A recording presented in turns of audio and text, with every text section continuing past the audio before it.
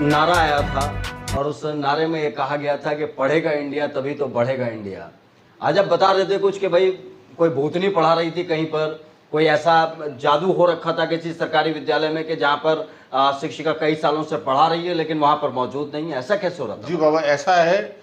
गुजरात में बनकसाट एक जिला है, वहां पर एक जब शिक्षिका की नियुक्ति होती है, वो कुछ समय तक तो बच्चों को नियमित रूप से आके पढ़ाती है और उसके बाद से वो कुछ समय बाद फिर अदृश्य हो जाती है और लगभग 2016 से वो जो शिक्षिका है वो गायब हो जाती है और उसके बाद उसका जो भूत है आके बच्चों को नियमित रूप से पढ़ाता है और हर महीने जो भूत है उसका भूत वेतन स्कूल से प्राप्त करता है, लाखों रुपए का वेतन प्राप्त करता है और वो भूत अमेरिका सीधा चला जाता है। बाबा, वो बच्चे जो थे वहाँ पर जिन्हें भूत पढ़ाने पहुँच रहा था, बच्चों को नहीं लग रहा था या फिर जो स्कूल प्रशासन है या शिक्षा विभाग है उससे नहीं समझ आ रहा था कि भाई यहाँ पर कोई भूत है, जिसके नाम का भूत तो है लेकिन आदमी यहाँ पर मौजूद नहीं है? देखिए, जो बच्चों के लिए जो देश में जो सरकारें कोई भी हो, वो सीधा सीधा बच्चों के साथ जो है, गरीब जो होता है वो किसी जाति धर्म का नहीं होता। गरीब जब बच्चे पढ़ते हैं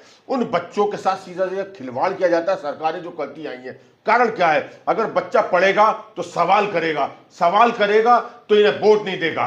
तो कारण क्या था? वहां पर एक शिक्षिका जो थी आनंदी पटेल थी, उसकी नियुक्ति होती है। भावनाबेन पटेल थी, उसकी नियुक्ति होती है बनकसाट स्कूल के अंदर, प्राइमरी स्कूल के अंदर।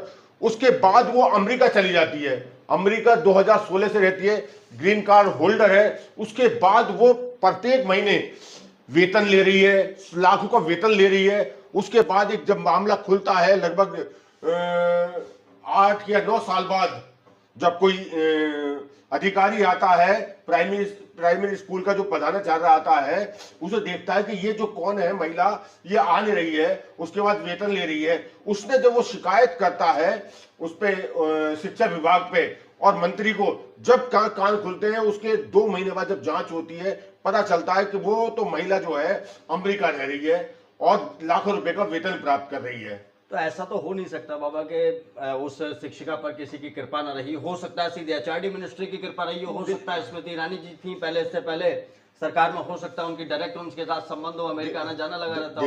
देखिए सीधा सीधा गोलमाल है ये, बच्चों के साथ खिलवाड़ है। उसमें जो संबंधित उस समय जो 8-9 साल जो विभाग में रहे, विभाग अधिकारी जो हो, वो हो, टीचर हो, मंत्री हो, सबकी जवाबदेही जिम्मेदारी होनी चाहिए कि वो गवर्नमेंट को लाखों रुपए का चूना लगा रही थी। ऐसे ही एक मामला उत्तर प्रदेश के मेरठ जिले से भी आया, जहां 2016 से सुजाता यादव जो है वो यहां पर शिक्षिका थी। उसका जो पति है वो एसटीएफ का बताया जाता है। उसके बाद जब मामला संज्ञान में आया, कुलदीप सिंह जो प्राइमरी स्कूल के प्रभारी बनकर जब आते हैं और उसके बाद देखते हैं एक महिला है, लंबे समय से आ नहीं रही है और उसके बाद उसका वेतन जा रहा है। कुलदीप सिंह ने अपनी जिम्मेदारी समझी, उसने संबंधित अधिकारी को शिकायत करी कि ये शिक्षिका है, ये लंबे समय से आने रही, जब से मैंने ज्वाइन किया मेरे बाद नहीं आई है। उसके बाद वो महिला आती है, अपने पिता के साथ आती है, उस रजिस्टर पे, स्कूल के रजिस्टर पे साइन करने लग जाती है। कुलदीप सिंह जो प्रभारी वहां के होते हैं वो सीधा सीधा उन्हें रोक देते हैं। कहीं ना कहीं उनके पति जो एसटीएफ में होते हैं वो कहीं ना कहीं दबाव बना के रखते हैं कि इनका जो है ध्यान रखा जाए। ध्यान तो जब रखा जाए जब वो शिक्षिका पढ़ाने आए। तो बाबा सवाल तो ये है ना कि बच्चों का क्या होगा जो बच्चे पढ़ने के लिए सरकारी स्कूलों में आ रहे हैं, उस बजट का क्या होगा जो लाखों करोड़ों का बजट खर्च किया जा रहा है शिक्षा विभाग के लिए? देखिए, शिक्षा विभाग की अगर बात करो तो उत्तर प्रदेश के मुख्यमंत्री योगी आदित्यनाथ ने बहुत अच्छा फैसला था कि जो भी टीचर आएगा उसका थंब इंप्रेशन से एग्जैक्ट एंट्री जो आएगा इन आउट होगा। मुख्यमंत्री उत्तर प्रदेश का बहुत अच्छा आदेश था, लेकिन यहाँ वो क्यों बैकफुट पे आ गए जब शिक्षक जो है सड़कों पे आ गए कि ये जो है इस तरीके से थंब नेल वाला, जो थंब वाला, ये जो इंप्रेशन वाला, ये हम क्या नाम स्वीकार नहीं करेंगे किसी भी कीमत पे। सारे टीचर सड़कों पे आ गए। उसके बाद उत्तर प्रदेश के मुख्यमंत्री को बैक नहीं होना चाहिए था। अगर वास्तव में मुख्यमंत्री योगी आदित्यनाथ ने इतना बड़ा फैसला लिया था, जो शिक्षा के साथ, जो बच्चों के साथ खिलवाड़ हो रहा था, वो व्यवस्था रुक जाती। लंबे आप देख रहे हैं मामला आ रहा, 10-10 साल से लोग वेतन ले। दिक्कत क्या थी उन शिक्षकों को? 10-10 यही दिक्कत थी क्या? ये तनख्वाह लेनी है? कारण क्या है? आप देखिए देश के अंदर 10-10 साल से वेतन ले रहे हैं और स्कूल नहीं आ रहे हैं। तो ऐसे तो हजारों लाखों टीचर होंगे इस देश के अंदर जो वेतन प्राप्त कर रहे हैं, कोई विदेश में, देश में कहां रह रहे हैं। ये तो मामले अभी सामने खुले। उत्तर प्रदेश योगी सरकार का बहुत अच्छा फैसला था, लेकिन योगी सरकार को हिलना नहीं चाहिए था। एक बार इंदिरा जी की गवर्नमेंट थी, उत्तर प्रदेश रोडवेज, मतलब रोडवेज ने हड़ताल कर दी थी। तो कांग्रेस के समय में ऐसा मामला आया था, जब हड़ताल पूरे देश में कर दी तो इंदिरा जी ने सीधा फैसला लिया, तत्काल प्रभाव से नई नियुक्ति कर दी। आइए हड़ताल पे जाइए, नई नियुक्ति की, एकदम वो बौखला गए और कर्मचारी सीधे सीधे आ गए। उत्तर प्रदेश योगी आदित्यनाथ को करना यही था कि किसी भी दबाव में नहीं आना चाहिए था। आज भी जो लाखों रुपए, 70-80 हजार रुपए से शिक्षक ले रहा है, आज भी MBA, B Tech teacher, double MBA, PhD holder मिल जाएंगे। मात्र अगर वो 30 हजार रुपए भी देते तो वो बहुत अच्छी शिक्षा उन्हें दे सकते थे। लेकिन योगी आदित्यनाथ से हमें तो यही था कि आपको हिलना और ढिलना नहीं चाहिए था। जो शिक्षक है, सबसे ज्यादा सरकार नहीं, ये जो है शिक्षक है, ये धोखेबाज है, दगाबाज है। वास्तव में अभी शिक्षक दिवस मनाया जा रहा है। शिक्षक दिवस जो बना रहे हैं ना, ये सिर्फ राज्यों में मनाया जा रहा है। किस बात का है? मंत्रालय को नहीं पता है कि शिक्षिका अमेरिका में बैठी हुई है, शिक्षा विभाग को नहीं पता कि एक शिक्षिका आकर कभी कभी आ रही है और बच्चों को एक अटेंडेंस लगाकर चली जा रही है। सरकारों को जो है, दिक्कत तो ये है सरकार को, जैसे उत्तर प्रदेश, एक मामला और आया था, कोर्ट का आदेश था और सरकार का आदेश था, जो भी सरकारी अधिकारी होंगे उनके बच्चे सरकारी स्कूल में पढ़ेंगे।